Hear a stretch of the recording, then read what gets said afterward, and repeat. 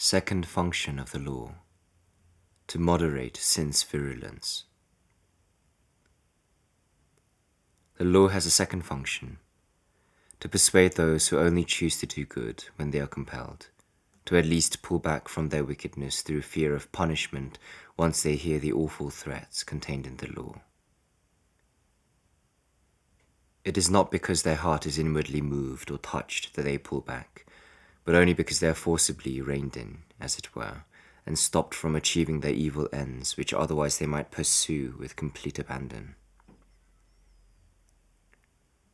Thus they are not in any way more righteous or better in God's sight, for although they are restrained by fear or shame from daring to realize their heart's desires and from spewing forth their ungovernable rage, nevertheless their heart has never yielded to God's fear and obedience.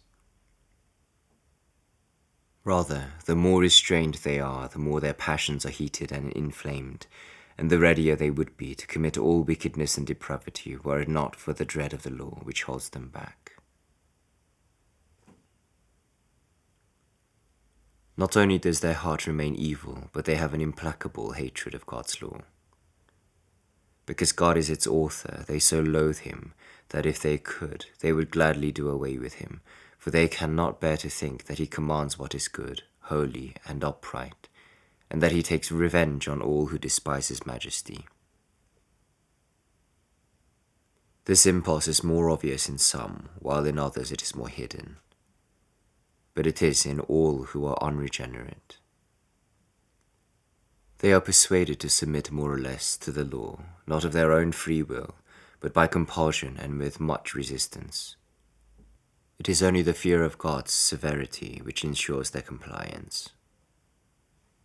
Nevertheless, this righteousness, though forced and constrained, is necessary for human society, for whose peace our Lord provides by keeping everything from descending into chaos, which would happen if we were all allowed to do as we liked. Besides, it is useful for God's children to be governed by the law's immature teaching, while they do not yet have the Spirit of God, but live according to the folly of the flesh. In the same way, it sometimes happens that our Lord does not immediately reveal himself to believers, but allows them to live for a time in ignorance before he calls them. For although kept at present from depravity by such slavish fear, they can profit very little. Their heart being not yet mastered and subdued, they will gradually get used to bearing our Lord's yoke, so that when he calls them, they will not be too unschooled in obeying his commands, as if they were something new and unfamiliar.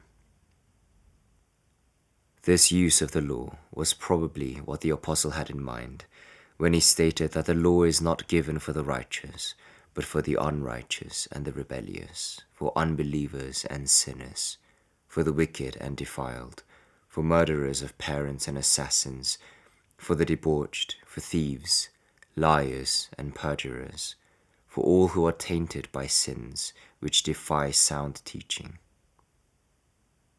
He shows in this way that the law acts as a bridle to restrain fleshly lusts, which might otherwise break free of all control.